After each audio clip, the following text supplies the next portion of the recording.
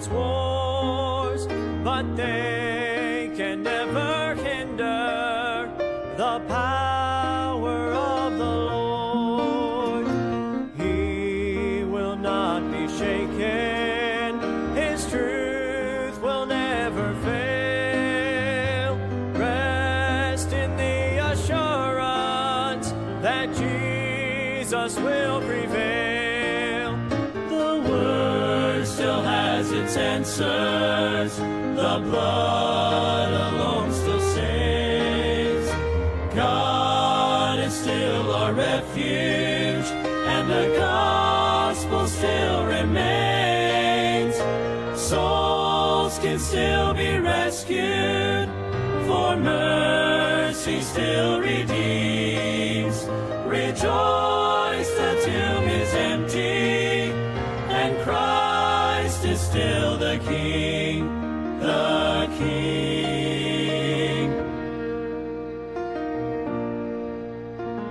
Never be discouraged, or let your heart forget.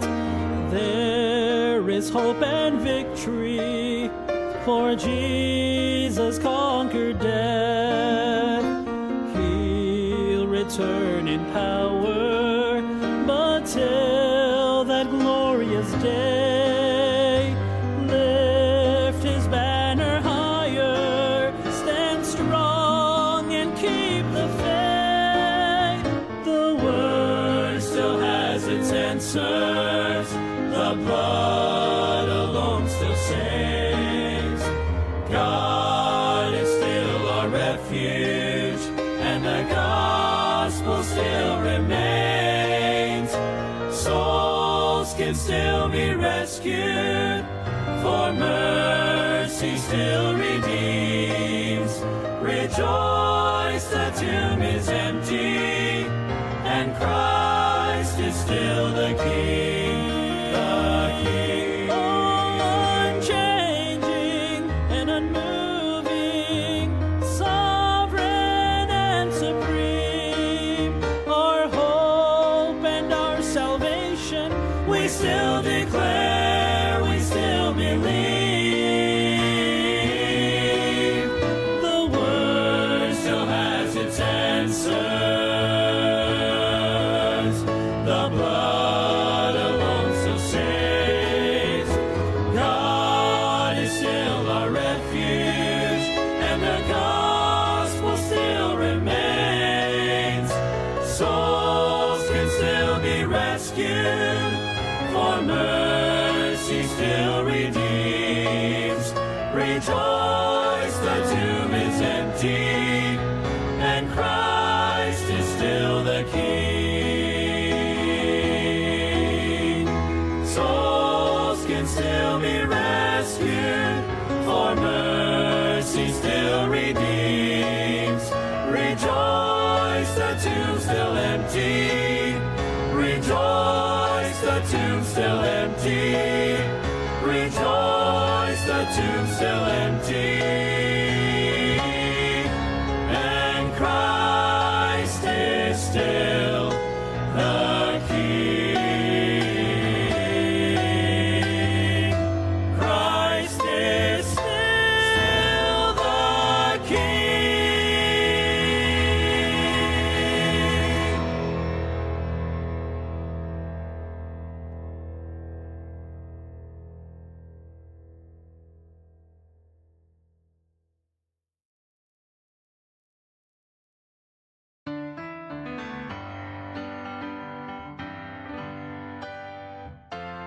Paul wrote to Timothy, I'm ready to be offered. The time of my departure now is at hand. I have fought a good fight. My course is now finished. A crown now is waiting when before God I stand. There is laid up for me a crown of bright glory. That is why I must run this race faithfully. There is reserved for me up in heaven a mansion. That is where I shall live eternally. Peter said, I've got an inheritance waiting. It's incorruptible and fades not away. I am kept by God's power through faith unto salvation. It now is awaiting to be revealed someday. There is laid up for me a crown of bright glory. That is why I must run this race faithfully. There is reserved for me up in heaven a mansion. That is where I shall live eternally. There is laid up for me a crown of bright glory. That is why I must run this race faithfully. There is reserved for me up in heaven a mansion. That is where I shall live eternally. Well, there is reserved for me up in heaven a mansion. That is where I shall live eternally.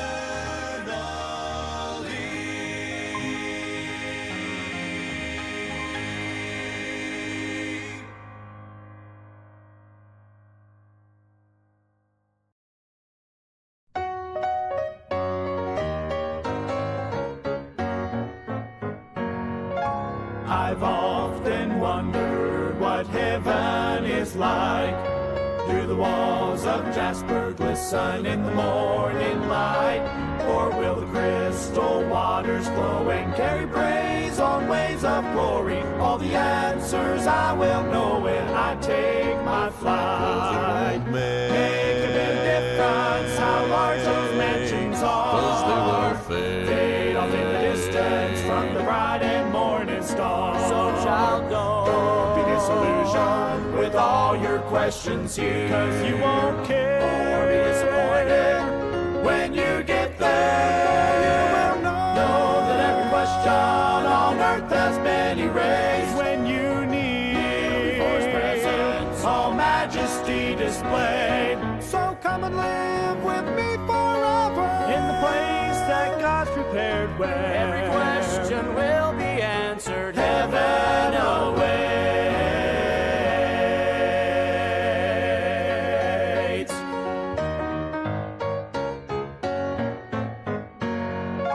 What will heaven's choir be singing when I get home?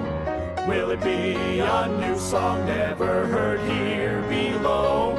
Oh, I could ask a million questions, but when I am in His presence, there will be no need for guessing. Then I will know. 'Cause it won't make a bit of difference how large those mansions are. 'Cause they will fade off in the distance from the bright and morning star. So child, don't be disillusioned with all your questions here, 'cause you won't care or be disappointed when you get there. You will know that every question on earth has been erased when you need before His presence all majesty displayed. So come and live with me forever in the place that God's prepared, where every question will be answered. Heaven awaits. Make a bit of difference how large those mansions are. Fade off in the distance from the bright and morning star. So child, don't be disillusioned with all your questions here, 'cause you won't care or be disappointed when you get there. When you get there, know that every question on earth has been erased when you need before His presence all majesty displayed. So come and live with me forever in the place that God's prepared, where every question will be answered. Heaven awaits.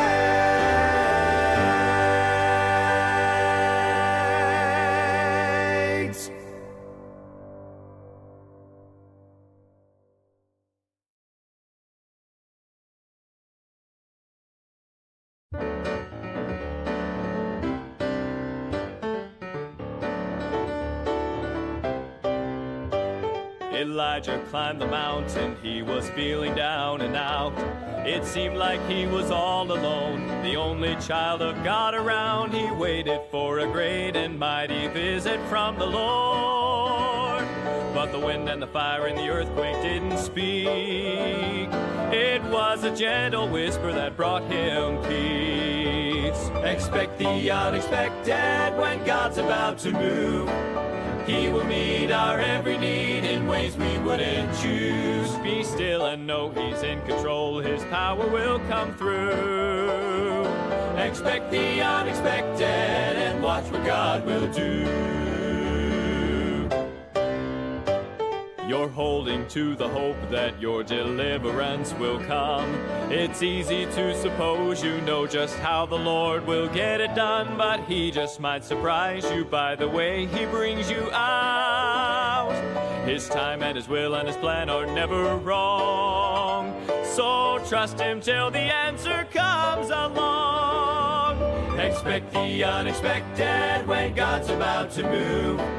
He will meet our every need in ways we wouldn't choose. Be still and know He's in control. His power will come through. Expect the unexpected and watch what God will do. Expect the unexpected when God's about to move. He will meet our every need in ways we wouldn't choose. Be still and know He's in control. His power will come through.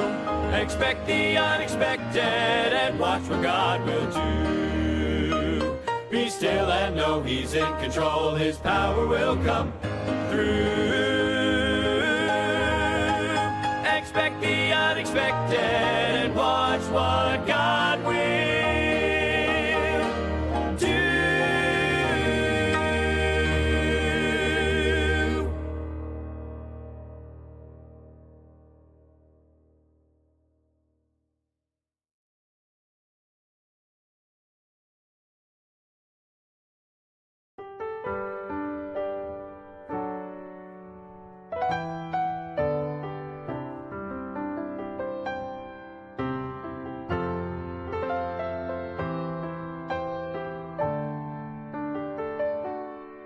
Isaac walked up the mountain, his father by his side, never realizing he would be the sacrifice.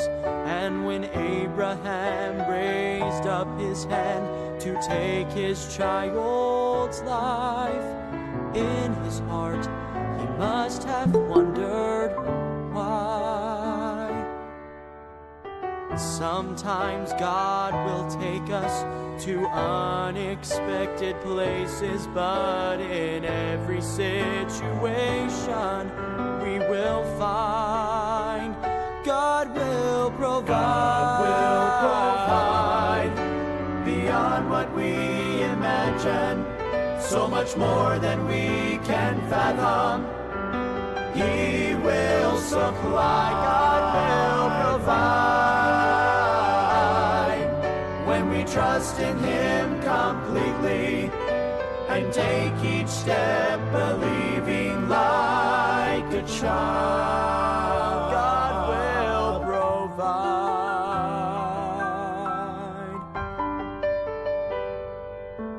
On another hill called Calvary, a father's only son was offered as a priceless gift of faithfulness and love. Amidst the cry of all mankind, God reached down from above and covered us with Christ's atoning blood. No matter what your need is, God will always meet it. I know His grace will always be enough. God will provide. God will provide.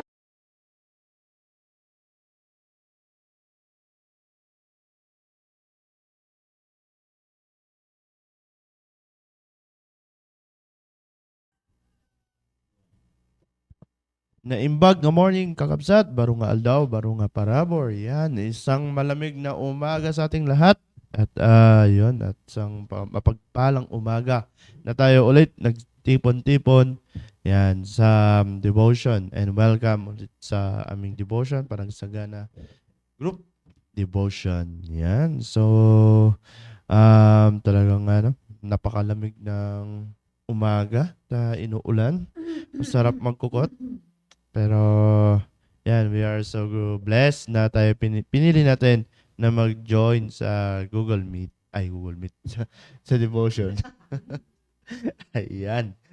So, yan. At, good morning sa aking mga kasama. Yan, Ma'am Janida, Sir Ruby, and Sir Henzi. Yan, magandang umaga sa inyo. At bumati kayo. Simulan mo, Sir Henzi. Amen. Isang magandang umaga po sa ating lahat at totoo po yun, napakasarap na magkukot. Lalong-lalo na kung may asawa kang Ay! Amen. Narinig mo yan, Ma'am Janida. So, magandang umaga po no sa lahat ng ating mga taga-subaybay this morning sa ating devotion, sa aking mga kasama po dito sa studio, Sir Dondon, Ma'am Janida, and to my wife, Ruby. And of course, sa ating ay Sir Mark, umagang ito. Alright, and sa aking mga kasama sa Google Meet, good morning po sa inyo, ma'am. Sino to? Di makita eh. Di ba? Ma'am Verge. And si ma'am, sino yung isa? Geraldine. Wala pa si ma'am. Sige, ma'am. Next. And good morning po sa ating lahat at enjoy po natin ang pakikinig po ng Word of God. Amen. Naimbag nga Thursday morning kakabsat.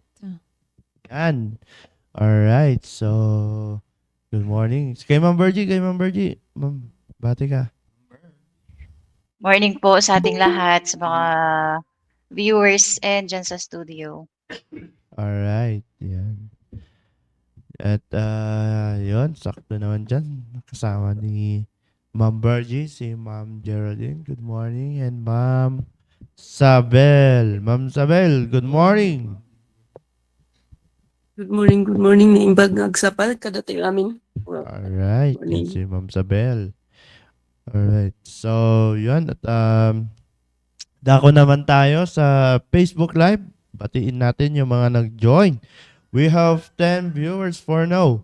Alright. Sige, share nyo lang. And like para marami na makapanood, mag-tune in sa ating devotion.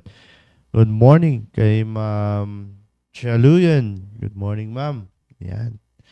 Ma'am Joyce, good morning. And then, Ma'am Emilia Wayaway, good morning po sa inyo. And Sir Digno Velasquez, good morning. And from Cagayan, Ma'am Glyza K. Haramilio, abod ng Vera.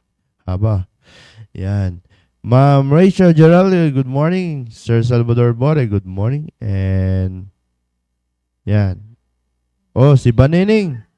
Mr. Rhea Faye Cacho, good morning sa iyo dyan. Alright. Sino pa? Alright. Yeah, Ma'am Margie. Good morning po, Ma'am Margie. Sino pa? Ma'am Beth, good morning po sa inyo. Yan. Sino pa? Mark. Ano?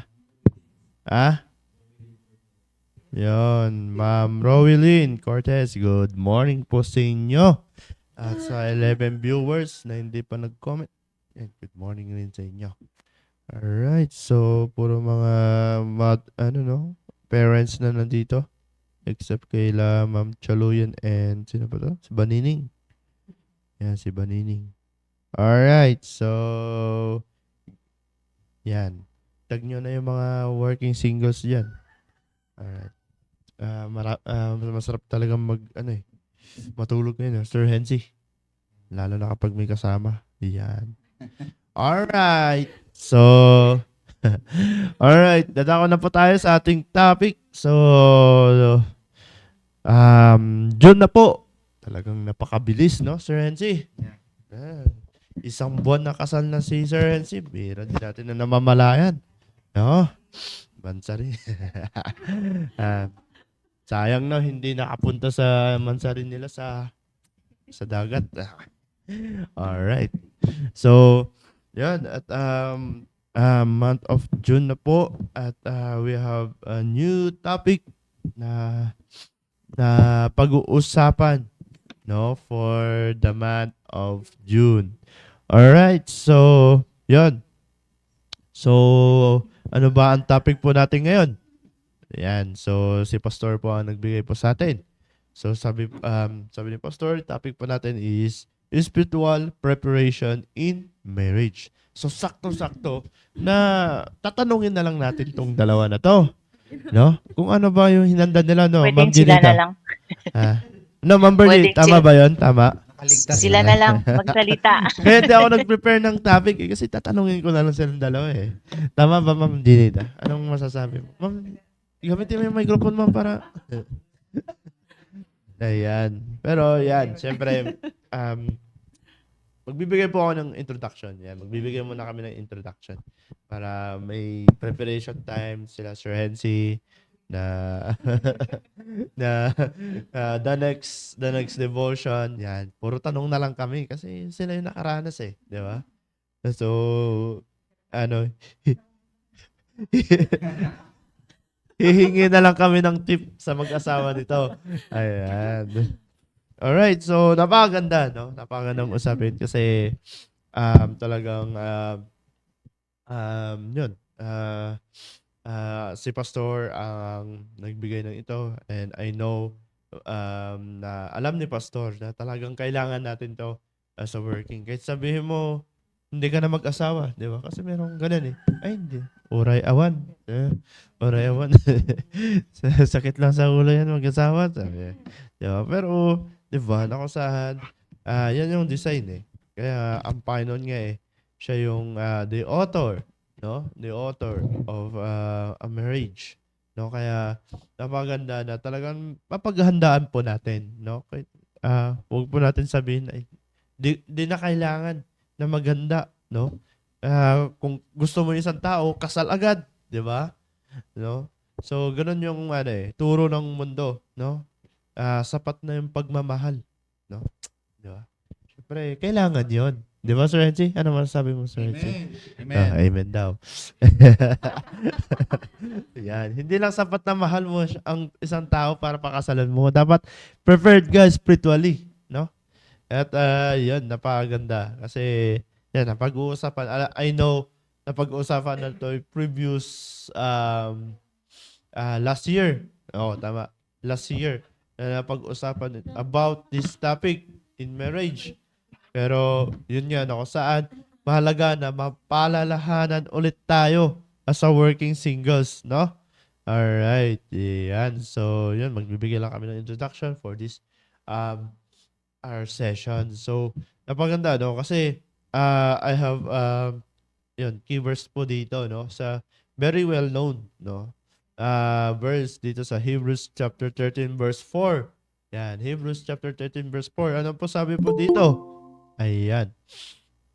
Sabi po dito, marriage is honorable in all, and the bad undefiled, but whoremongers and adulterers God will judge. Alright, so makikita po natin dito na marriage is honorable. So, di ba? Napaka-importante na pinaghahandaan talaga na pasukin, no? Or kapag may balak kayong pasukin ang buhay na marriage life is talagang pinaghahandaan spiritually, no? Spiritually. Kasi kung physical, madali lang yan eh. Nag-jogging-jogging, di ba, Sir Renzi? Nag-jogging-jogging ka ba nun? Nung bago kayo ka na? Di ba? Kung physical, madali lang yan eh. Di ba? Na maghanda. Alright. Yan. Sa mundong ang practice ngayon ng mundong ito. Yan, di ba? So, ano yung pinaghahandaan nila? Yan, mag-ipon para may pangkasal. Gagastos sila ng 500,000. O, di ba? Diyan na yan. Madali lang yan eh. Madali lang. Na? Kinikita lang yan. Pero, yun nga, ang mahirap na i-prepare po, no, spiritually. No? Spiritual. Kaya nga, mapag-aaralan po natin ito. No? Mahalaga kasi, minsan, yun, sineset aside po natin ang spiritual preparation na papasokin natin in marriage. Yun nyo po, kwento ko lang po, no? it happened, no? Ngayon, sa aking isang kasama sa trabaho, na kung saan they have a family problem, no? Na kung saan, bakit nagkakaroon ng family problem? Because wala silang spiritual, 'di ba? Spiritual na paghahanda bago pasukin. Kung saan, yun, nagkakagulo sila. Yung kasama ko, pinabarangay ng kanyang asawa, 'di ba? And, yun, na kung saan talagang magulo ang marriage life without, ayun, walang, hindi kayo settled dalawa spiritually. No? Kasi, yun, sasabihin mo na lang, konting problema, sasabihin mo na lang, maghiwalay na lang tayo. Di ba? So, yun ba ang kasagutan sa problema? Maghiwalay, di ba? So, wala talagang spiritual preparation bago pasukin um, yung pag-aasawa. Ayan. So, makikita po natin, maraming nababalita po dyan. Di ba? Saan, aware po tayo na nangyayari kasi minsan kasi kasal na lang yung piniprepare. I mean, yung ceremony, no? Or yung magpapakain sa madlang people, di ba? Magpakakatay ka. Ilang kinatay niya, Sir Hensi, na baboy? Ha? 10. Oh, yun, di ba? Di ba? Mag-alaga ka na ng baboy. Just, di ba? Na kung saan, makikita po natin na yung part na yun na yung pinaghahanda natin. Pero, yun nga, na kung saan, ang tanong po doon, na naghanda na ba kayo yung talagang buhay ng marriage, no? Na kung saan, yun nga, na kung saan, napakaganda na ang Panginoon, siya yung included, no? Sa ating, yan, papasukin na buhay, marriage life. And I know, no, na kung saan ang Panginoon siya yung mag-hold and dumating man ang may problema, 'di ba? Na kung saan hindi lahat na hindi yun kasi nangyayari sa yun yung kinukuwento ng aking kasama, no, na kung saan konting problema laging sinusumbat ng kanyang asawa, maghiwalay na lang tayo, 'di ba? 'Di ba? Nakakalungkot, 'di ba? Na kasi ano po mangyayari or kinabukasan ng future ng kanilang 3 anak kung ganun lang, no? Na kung saan ganun mangyayari, they have a broken family, 'di ba? Magkakaroon sila ng broken family. So, bakit po nangyayari 'yun? Kasi wala pa silang spiritual preparation. Kaya yun po yung pag-uusapan natin the whole month of June. And I know marami pang pag-uusapan yan eh. Kasi, ayan, may extend pa rin to. Lalo na maraming may share si Ma'am Bergie, di ba? Ma'am Gina. Yan. Hindi. Di ba? Nakasaan, talagang masasabi po natin na we are so blessed dahil naisip ni Pastor na i-topic sa atin po ito, no? Na kung saan spiritual preparation, no? Bago natin pasukin natin. Kasi kung dalawa po kayo na walang spiritual preparation, paano po mag-a-align yung faith nyo sa Panginoon? Diba? Na kung saan yung magiging asawa mo is kontra sa simbahan, paano kayo magkasundo niyan? Diba? Talagang tapos maririnig sa mga sponsor, put God into your center of your marriage. Tapos magkasalungat, mag-opposite pa sila ng faith, no? Paniniwala. So, yun, contract, no? Mag-contra talaga sila. So, yun nga, no? Saan, yun, spiritual preparation creates resilient foundation, aligning both partners with shared values and selfishness and purpose, no? Na kung saan, yan, na kung saan, hinahanda talaga yan eh. Kasi kailangan talaga dyan ng ng hindi lang sapat ang pagmamahal, no? Pero talagang tapat founded kayo or yung foundation ng inyong faith na dalawa is talaga yung salita ng Diyos, ang Panginoon, no? And yan yung i-prepare po natin.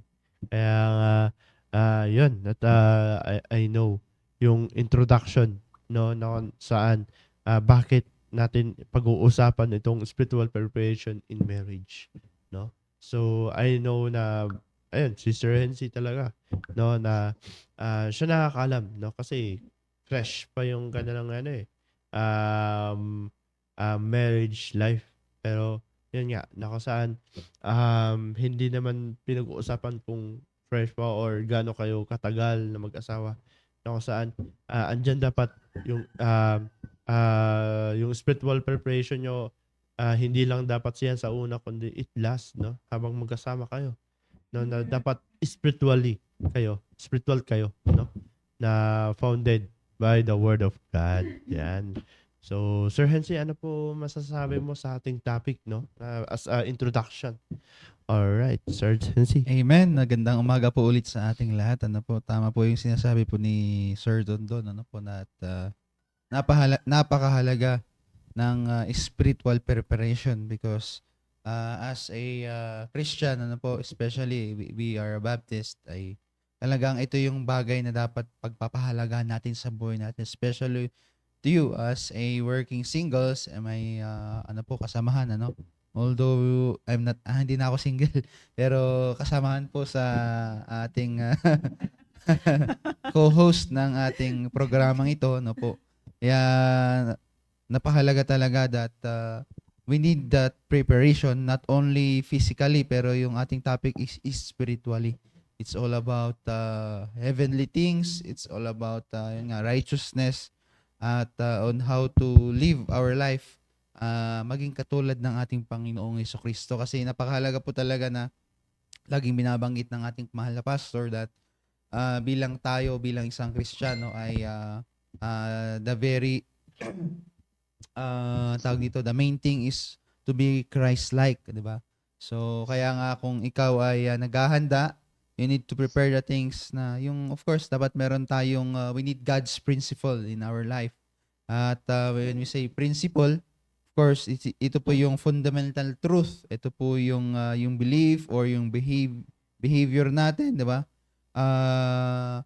Sa buhay po natin. Kasi kung wala yung mga bagay po na ito at gusto nating mag-asawa, ay alam na po natin yung magiging kinahatnan po nito or magiging resulta po ng mga bagay po na ito, kahit sabihin po natin na tayo po ay isang Kristiyano. Kaya nga kung hindi tayo handa, ay of course ay magiging magulo. Wala tayong pattern, wala tayong sinusunod sa buhay po natin. Kaya nga laging sinasabi ng ating mga great man, ano po, man of God, mga preachers, of course, ang ating pastor, that we need God's love sa buhay po natin. Sa akin po talaga is, talagang sabi ko nga, yung prayer namin palagi ni Ma'am Ruby is, yung love ng Panginoon ang siyang mag-motivate sa aming dalawa. Yung pag-ibig ng Diyos ang siyang dapat nangunguna sa buhay namin, ano po. Hindi yung sarili natin, hindi yung natin, yung kumaga sinusunod natin yung emotion natin. Kasi nga po iba yung God's love, iba yung emotional love, di ba? At dapat yung God's love, yung principle ng Diyos ang siyang dapat masunod sa buhay po natin. Kasi minsan napapakita natin sa labas, di ba? Nakikita natin na masaya sila, di ba? Ang mga masasayang tao pala minsan ay hindi sila marunong magmahal, di ba? Masaya lang, di ba? Ay, gusto ko sikan kasi masaya to eh, di ba? Pero minsan hindi mo alam na they don't not know how to love. Kasi nga kung wala yung God's love, kasi iba yung God's love and of course yung pag-ibig ng mundo, di po ba? Magkaiba po 'yon. Kaya God's love is, when we say God's love, yung talagang binibigay mo yung sarili mo. Of course, sa Panginoon at sa Kanya. Di po ba? Kasi one of a perfect example, di ba, ang Panginoon ay binigay niya ang kanyang bugtong na anak. And that's love, mga kapatid. When we say love is agape, tama po. And action word. It is a benevolence, love that is affection na nanggagaling sa Panginoon. Kasi kung ang pag-ibig mo, ang pag-ibig na ginagamit mo ay galing sa Panginoon, ako po'y naniniwala na yan ay puro, yan ay walang halong, sabi nga po dito sa 1 Corinthians, bubuksan ko lamang po. 1 Corinthians chapter number 13 verse 4, sabi po ng Biblia, charities suffer long suffereth long. Ibig sabihin, ang pag-ibig na ito ay nagsasuffer siya. Ibig sabihin ay tumatagal siya, 'di ba? Ang pag-ibig ay tumatagal. Na kahit na minsan ay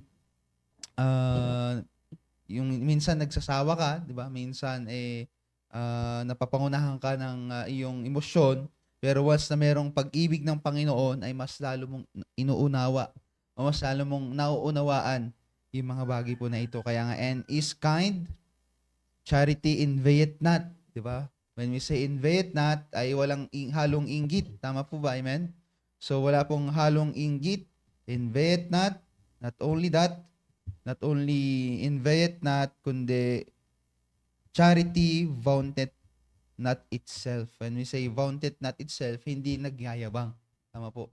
Ang pag-ibig ng Diyos ay hindi nagyayabang. At isa pa po, sa verse number, yung katuloy niya, is not puffed up. Vaunteth not itself and is not puffed up. When you say puffed up, being filled with pride or arrogance or conceit. Kaya nga, napakahalaga na, yun nga, malaman muna natin kung saan yung source ng pag-ibig natin. Saan ang pag-source ng pag-ibig na ginagamit natin o yung pinanghahawakan natin sa buhay po natin. Yan ay ang pag-ibig ng Panginoon. Kaya nga po, we need God's principles na before we get married. Kasi yun po talaga yung pinahawak ko sa sarili ko. Kasi hindi ko magagawang mahalin yung aking asawa kung wala yung totoong pagmamahal na mula sa Panginoon. Kasi minsan yung pagmamahal ng mundo, fake po yan. Tama po. Na minsan, mahal mo siya, ngayon, bukas, iba na yung mahal mo. Diba? Miss na mahal mo siya, iba na yung mahal mo. Sino yung mahal mo? Si Maria. Yun, sinong Maria na yan? Maria Magdalena. Diba? So, kaya nga, napakahalaga that it is a great to have romantic love in marriage also. And not only that, you cannot experience true love if you are not saved, di ba? Kung ang mamahalin mo ay hindi ligtas, makamundo or unbeliever, paano mo ma-experience 'yon? Paano nila ma-experience 'yon? Yung totoong pag-ibig na nanggagaling sa Panginoon. So, anong mangyayari? Mag-aaway, konting mag-iinggitan, mag-aaway hanggang sa darating sa point, maghihiwalayan na kayo, di ba? Magkakalimutan na kayo hanggang sa ang napapairal na lang ninyo ay yung emosyon. Kasi alam niyo po, ito po ay based on my experience talaga. Na pagka ang emosyon, nakakalungkot, masasacrifice pa pati yung iyong health. Yung health mo, masasacrifice yan. Maniwala po kayo sa akin. Sapagkat nangyari na po yan sa akin at hindi na po mangyayari. Sa biyaya ng Panginoon. Ano po. Kasi sabi nga nila nanalo daw po ako sa nanalo daw ako sa loto pero yun ay biro lang yun. Pero it is all about prayer. Talagang pinag-pray, pinaghandaan at the Lord provides at ito na nga po ay salamat sa Panginoon ay it is our first mansari noong May 1 ay May 1 noong June 1 po that is Monday tayo ay sumama. Pumunta tayo ng na-experience nating pumasyal doon po sa kanilang lugar sa Anda, Pangasinan. Napakagandang lugar. Ayan, so maraming salamat po for this opportunity, Sir Don. Ano po? Yes. And I hope na may share din po yung iba po. So, thank you very much po. Sunod natin agad si Sister Ruby. Yan, Ayun, Sister Ruby. Yan, panata mo. Suportahan mo yung sinabi ni Sir Hensi. Go. Suportanta ka. Ayan po. Good morning po ulit sa ating lahat. Ano po, tama po yung mga sinabi po ni Sir Don at ni Sir Hensi. Ano po, na sa pag-aasawa ay kailangan po natin ng spiritual preparation. Ano po, dahil ang pag-aasawa ay hindi biro. Marriage is one of God's greatest gifts. Ano po, at ito po ay dapat na kapag tayo po ay mag-asawa, sabi po ni Pastor, ay dapat spiritually prepared ka. Ano po? Dapat ang foundation ng marriage po natin ay ang Panginoon. Dahil po ang marriage po ay hindi lamang po ito patungkol sa pagmamahalan ng mag-asawa, ano po, ng isang babae at ng isang lalaki. Kundi ito din po ay isang covenant na ginawa po ng Diyos para sa atin. Ano po?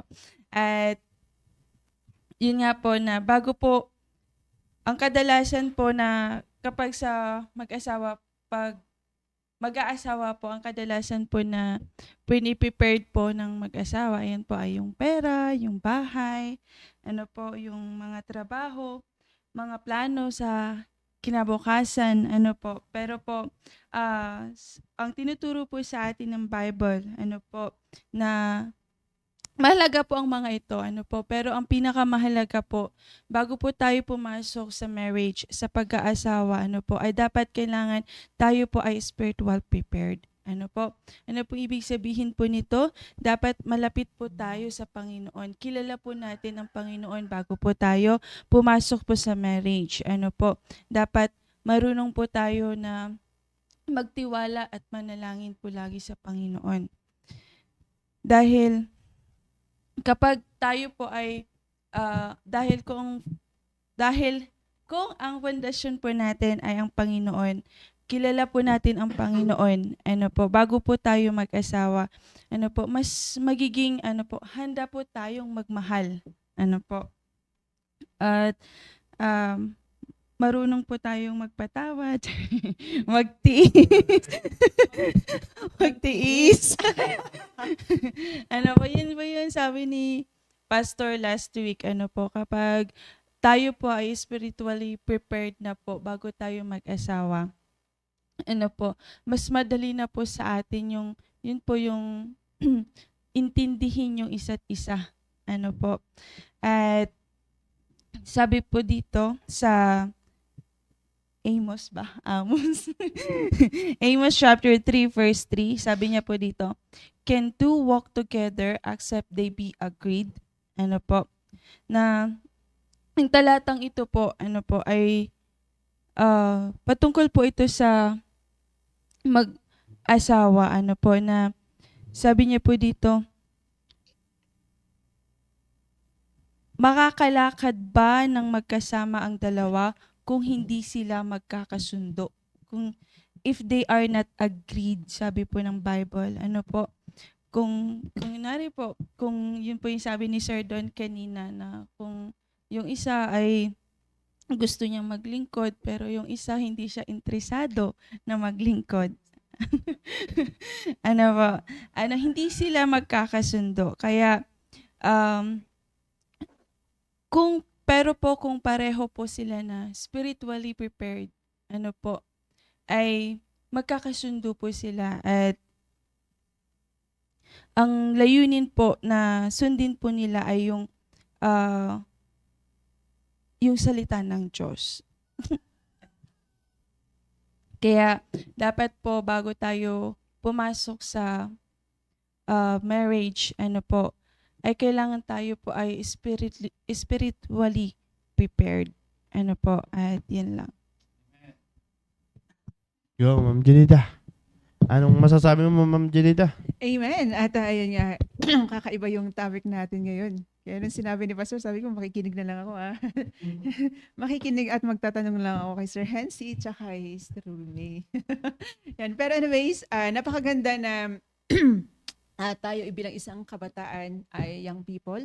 Young people, young adult. Oh, yeah. kasi yung iba wala daw sa category ng young people. Young people na, young people na, Ma'am Jen. Lahat. Nasa young adult na yung iba. So, napakaganda na maging, kaya binigay ni Pastor ito na topic po natin para maging guide po natin ito. Pa? And maging guide po natin ito, lalong-lalo na sa mga nagpaplano na mag-aasawa. And kaya itong programa ito, ang layunin po nito, makatulong sa mga young people, sa mga young adult. At napakaganda na before tayo na mag-prepare spiritually, napakaganda na unawain muna natin kung ano yung ibig sabihin ng marriage. Ano ba yung marriage? Bakit natin ito kinakailangang paghandaan? And so nabanggit ng iba mga kasama ko kanina, and so dadagdagan ko lang. And pag sinabi nating marriage, ito po ay pagsasama ng isang lalaki at isang babae. And so, yun po tandaan po natin kung ano po yung biblical meaning ng marriage. And so, itong mundo kasi meron sariling definition ng marriage. And pag nagsama na sila, yun na yung marriage sa kanila. Yan. Pero sa atin, eto po, kahit sino sa kanila magsama di ba? Yan, kahit sino yung sa kanilang magsama, babae to babae, lalaki, ang tawag nila doon ay marriage. Pero kung titingnan natin yung Bible, eto po ay pagsasama ng isang lalaki at isang babae sanctioned by the law. Yan, so tandaan po natin and sanctioned by the law. And sa family code po natin, and kung alam niyo po na yung family code po natin, yung marriage is defined as a special contract of permanent, permanent union between a man and a woman. Yan, so permanent. Sir Hensi, permanent And so permanent na kung nakapag-attend na kayo ng mga kasalan ng church wedding, and laging nababanggit dyan that ang tanging makakapaghiwalay lang sa inyong dalawa ay ang kamatayan. Di ba? Kaya eto po kasi minsan kapag hindi natin naunawaan yung marriage and hindi natin ito paghahandaan. And, okay? And so eto po ay pang matagalan, forever and lifetime. Nasabi nga natin na it is a lifetime commitment yung marriage. Yan, wala nang sabi nga once you are married, you are always be married. Okay? And yung ito ay marriage is remaining faithful forever. Yan yung sinasabi ng mga kasama ko kanina, mga unang nagsalita.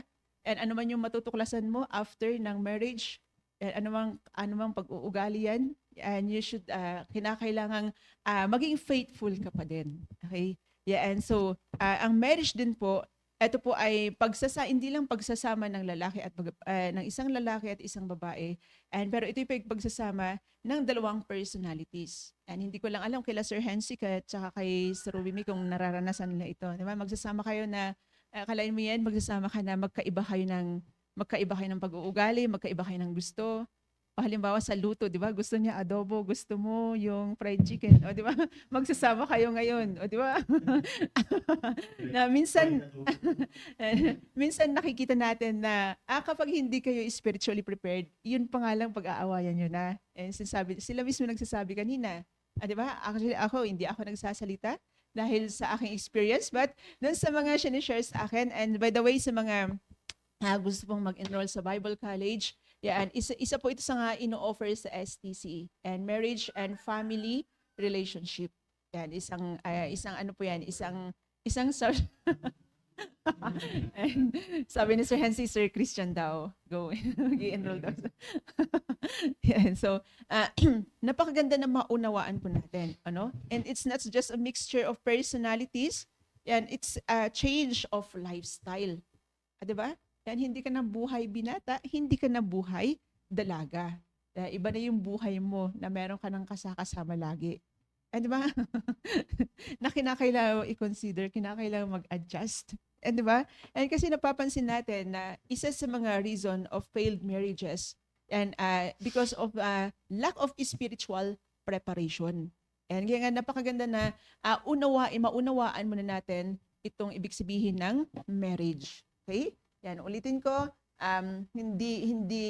sabi nga nung verse na binasa ni Sir Christian kanina, Hebrews chapter 13, na sabi ng Bible, that marriage is honorable. And pag sinabi nating honorable, and it is, yung Panginoon po ang nag-establish po ng marriage. Ano po? And yung Panginoon ang nag-establish ng marriage, and na kinakailangan natin bigyan ng pagrespeto. Di ba? High respect. Na kinakailangan natin ng bigyan ng high respect, kinakailangan nating i-value.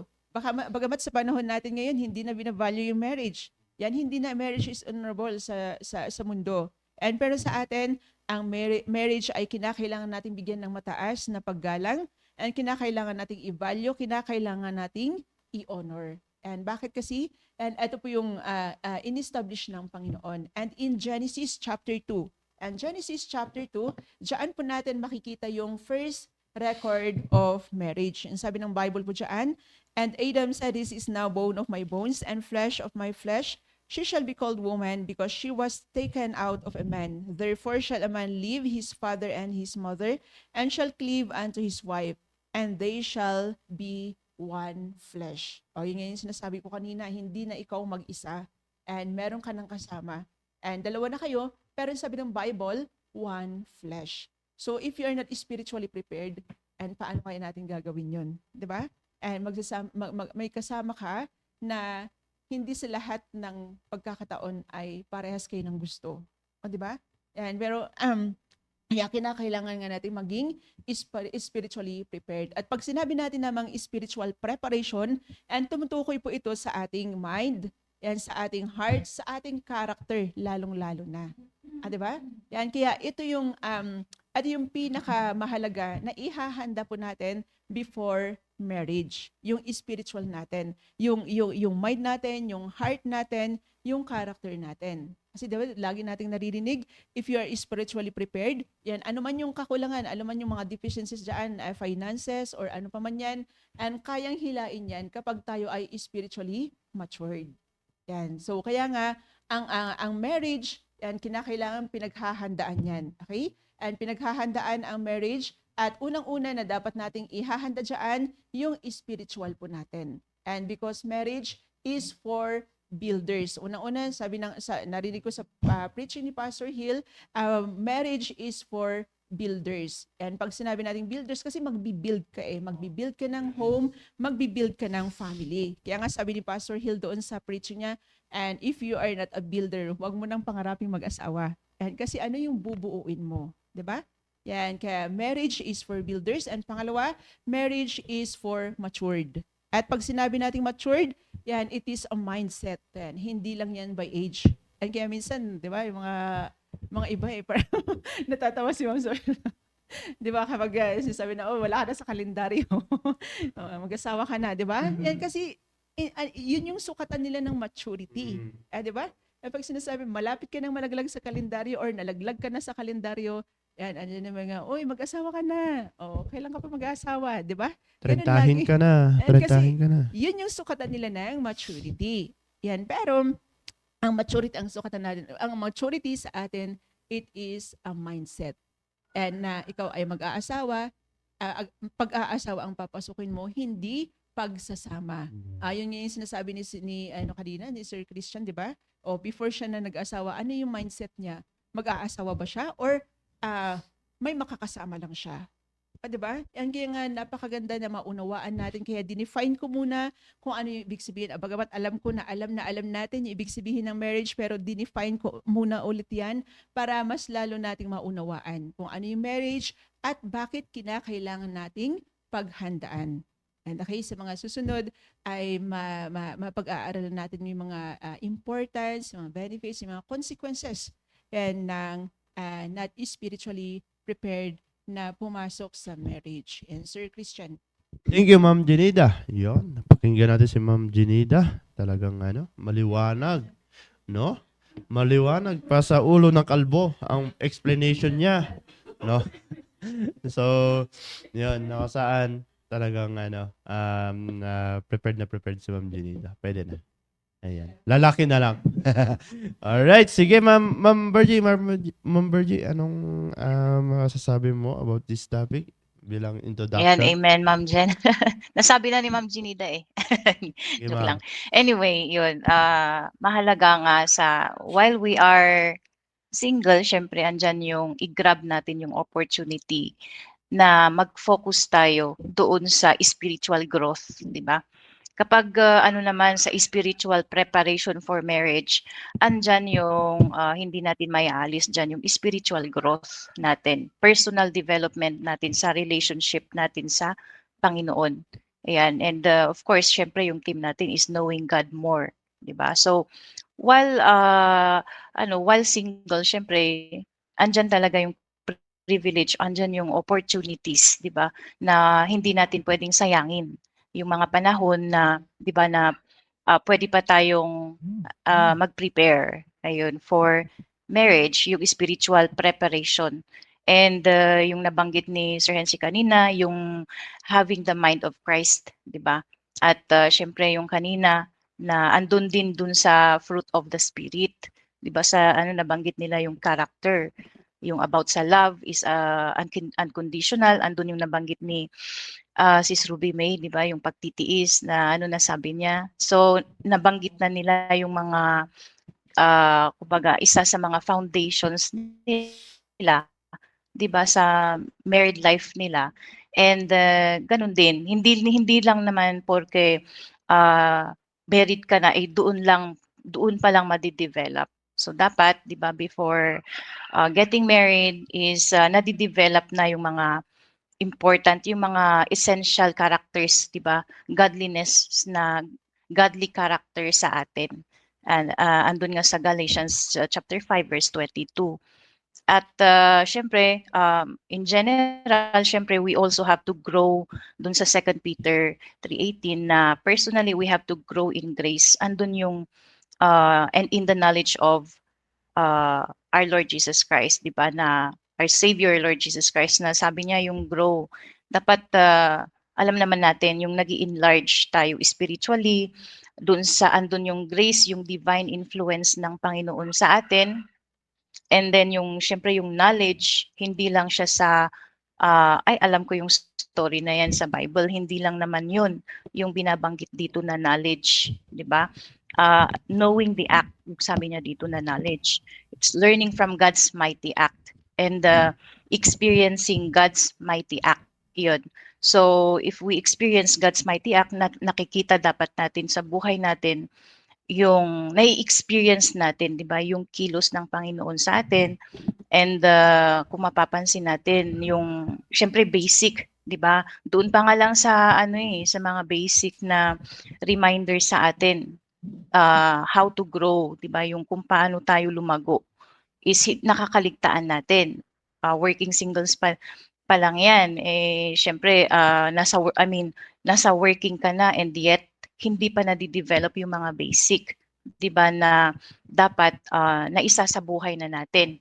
Yan para syempre yun yung we have yung pinaka main thing doon na we have yung mind of Christ, yung makita natin yung Christ-like character. Yan. Kasi yan yung foundation natin pagdating sa before we get married, di ba? Yung na-establish muna tayo spiritually because yung sabi nga ni Negong, di ba, kahapon, kapag na-establish yung spiritual life mo, yan yung magiging, di ba, freebies na lang yung it follows yung mga material na bagay. Pero sa ating mga working, usually na inuuna yung mga material na bagay before spiritual, di ba? Kung mapapansin natin yan, it's quite general.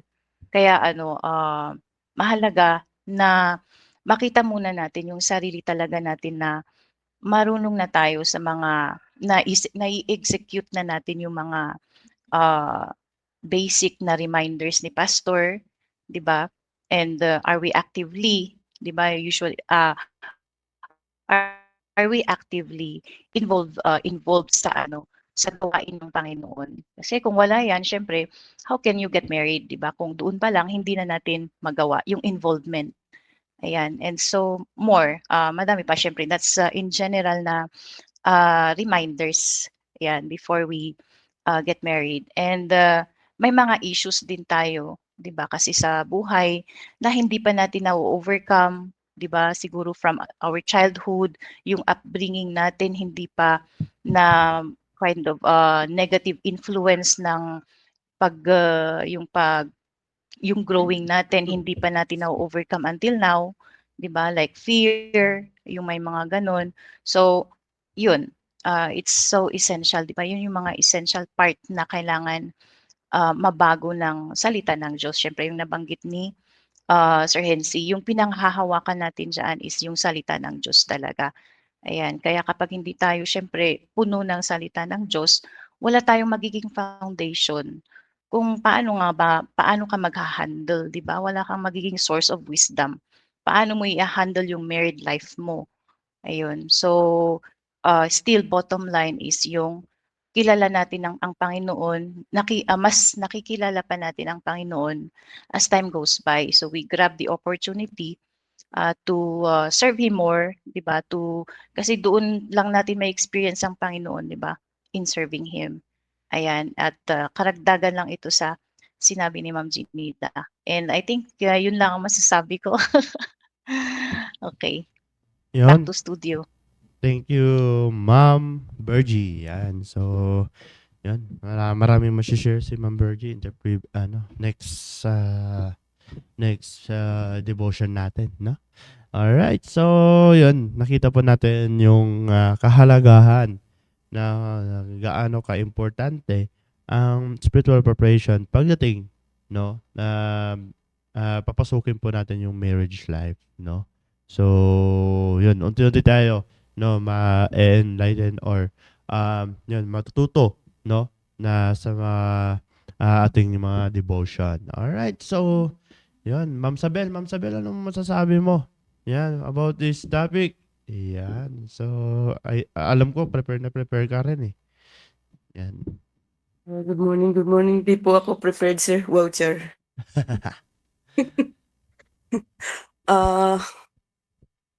Sa pag-aasawa, maganda na ang natutunan ko is maganda nga na parehas na spiritual na prepared yung babae at lalaki para makabuild kayo ng godly family. Yun. Hindi pangit pag isa lang yung yung kilala ang Panginoon, yung isa edi ang mabibuild nyo. Mistiso na family, mistiso ng devil and Uy. mistiso ng devil. Di ba Kaya- parehas kayo ng faith, Ma'am? Oh my gosh. Sana Kaya pag nag-asawa is dapat parehas na kilala nyo ang Panginoon. Tama ba? Yun lamang. Yun. And to God be the glory. Nandito na sa simbahan yung kasagutan. Sino siya? Sino? Joke lang. I-reveal namin mamaya. Alright. Sige, Sir Mark. Pasundan mo yung Ito na yung kasagutan. Ayan, good morning po sa tayo pong lahat. At yun nga po. At so kada na spiritually prepared yung mga before marriage kasi unang-una pag mag-asawa na tapos magkaibang pananampalataya, magkaibang faith. Siyempre yung isa pupunta ng ibang so napakapangit. So mas maganda na isang faith lang tayo. So yun lamang po. Thank you, Sir Mark. Yan, talagang sinuportahan niya yung sinabi ni Ma'am Sabel. Hihi. Parallel. Yan. Parallel. Sige lang. Para.